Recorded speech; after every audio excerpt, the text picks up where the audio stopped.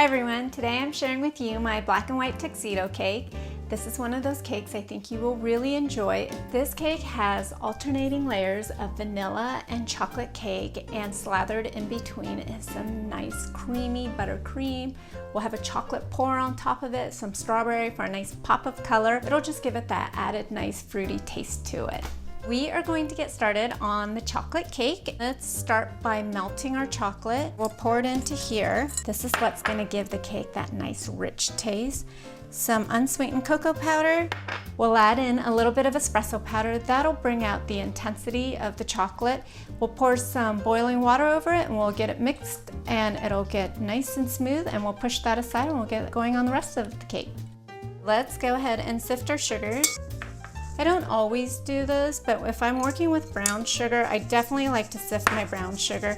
Now we're going to add the mayonnaise. I love it because it makes it nice and moist. The other thing about it is this is what makes the chocolate cake taste like box chocolate cake, but you're making it from scratch.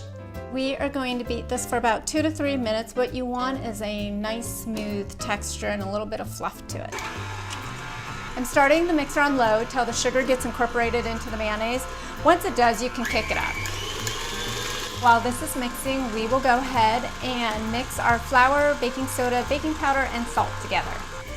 Just give it one quick whisk. Okay. Next, let's add in the eggs one at a time, and you want to make sure that it's fully incorporated before you add your next egg. Your last egg is just the yolk. There we go. Add a little bit of vanilla. Now that you have your wet batter mixed and your dry ingredients sifted, our chocolate is melted, we are going to mix this in 3 additions in alternating fashion.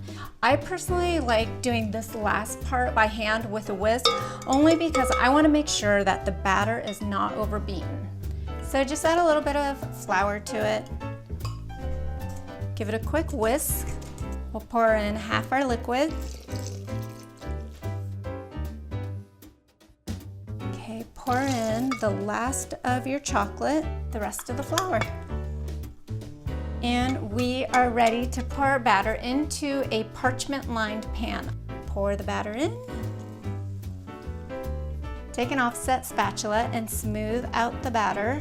This is really one of those no fuss cakes that also works well as a cupcake batter. We are going to put this into the oven and let it bake at 350 for 15 minutes. That's the lovely thing about this cake. It's not a 35-40 minute cake. It is done in 15 minutes. While the cake's baking, we will go ahead and make our chocolate ganache. It's really simple. It's chocolate and heavy cream. We'll pour the heavy cream over the chocolate, let it sit there for a minute or two just to melt the chocolate. We'll whisk it up until it's smooth and we'll set it aside while we layer the cake. The cake's probably ready, so let's go ahead and grab that. Top looks good. Oftentimes what I do is I just press the center. It's not sinking, it has a little nice bounce back. It's ready. To speed things up, I have a vanilla cake made already. The recipe is down below. Now what we're going to do is invert it. I'm going to show you a nifty trick. First, let's make sure the sides are released. Just run a nice thin knife through the edge. Do it for the chocolate as well. Place the second sheet pan on top. Give it a nice flip. A few quick taps.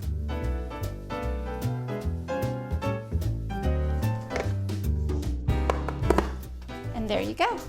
So now we're going to slice this into 3 even pieces. You can eyeball this or use a ruler. You'll have a little leftover piece over here. That is for you to have with breakfast or coffee, or eat while you're layering your cake.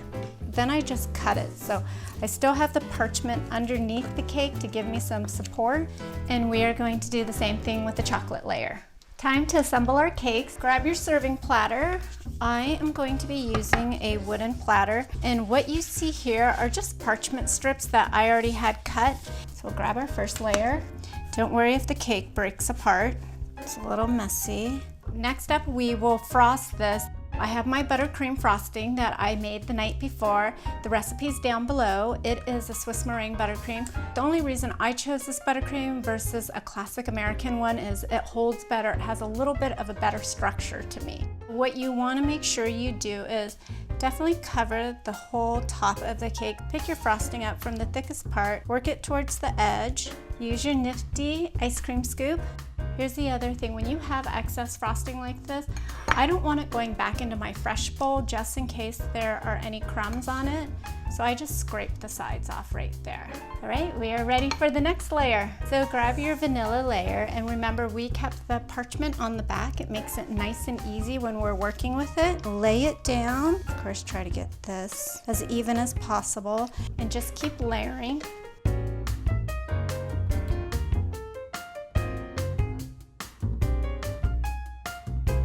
Now that we've frosted and layered the cake, I am going to take my large bread knife and I'm just going to carve the cake and give the edges a nice even touch. What I'm doing right now is finishing the crumb coating. I want to cover all the sides of the cake with just a thin layer of frosting, and what that'll do is it'll trap the crumbs in, and then we'll put our final frosting layer on. Once you have finished your crumb coating, ideally what you want to do is let it chill in your fridge for an hour.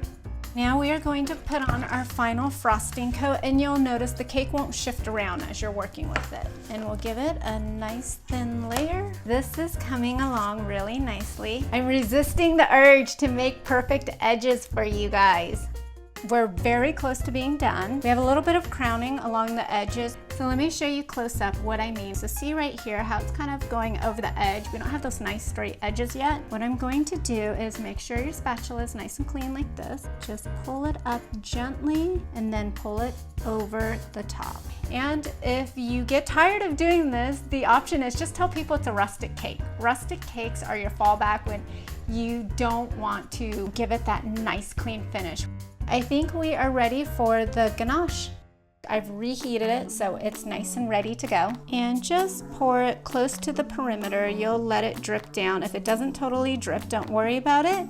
We will then take it around with a spatula.